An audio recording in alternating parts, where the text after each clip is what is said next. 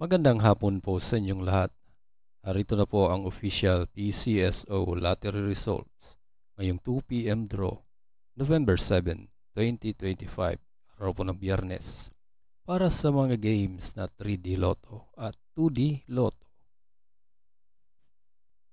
Kung bago ka pa lang sa aking channel, pwede kang mag-like, share, at subscribe para updated kayo sa mga PCSO lottery results araw-araw. Para sa 2D Lotto ngayong 2 p.m. draw, November 7, 2025, here are the winning numbers: 5 and 31 in exact order.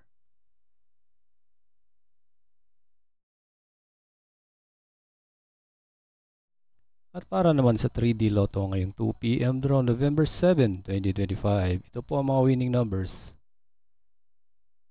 3, 8, and 0 in exact order.